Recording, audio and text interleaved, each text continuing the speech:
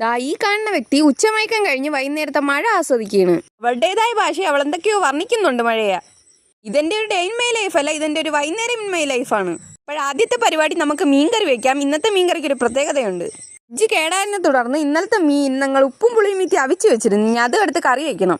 ആരുടെ ഐഡിയ ആണെന്ന് ചോദിച്ചു കഴിഞ്ഞാൽ ഇവിടുത്തെ പുരുഷ കേസരിയായ അല്ലുവിൻ്റെ ഐഡിയയാണ്. ഇങ്ങനത്തെ മീൻകറി ഇത് ആദ്യമായിട്ടായതുകൊണ്ടും എനിക്ക് ചെറിയ ഡൗട്ടുകൾ ഉണ്ടായിരുന്നു. ആദ്യം തന്നെ മല്ലിപ്പൊടി, മുളകുപൊടി, ഉലുവ എല്ലാം കൂടെ ഇട്ട് വറുത്തെടുക്കാം. അതിലോട്ട് തേങ്ങയും ചെറുള്ളിയും ചേർത്ത് അരച്ചങ്ങ് മിക്സ് ചെയ്തെടുക്കാം. ഇതെന്റെ ആദ്യത്തെ പ്ലാൻ. പക്ഷെ പ്ലാൻ ഞാൻ ചെറുതായിട്ടൊന്ന് മാറ്റി. ഇന്നലത്തെ ഇതിന്റെ ഗ്രേവി കുറച്ച് പുളി കൂടുതലുള്ളതുകൊണ്ട് ഞാൻ മൊത്തം തന്നെ അതിലോട്ട് വീത്തിയില്ല. കുറച്ചു നേരത്തെ മഴ ആസ്വദിച്ച് കഴിഞ്ഞ ശേഷം അടുക്കളയിലോട്ട് എത്തിയിരിക്കുകയാണ് കാര്യങ്ങളൊക്കെ തിരക്കാൻ. പിന്നെ മീൻകറിക്ക് വേണ്ടി ഞാനും വെയിറ്റിംഗ് ആണ്. ഇനി ബാക്കി പരിപാടികൾ സെറ്റ് ചെയ്യാം. ഇന്നത്തെ മീൻകറി മുരിങ്ങയ്ക്ക ഇട്ട മീൻകറിയാണ്.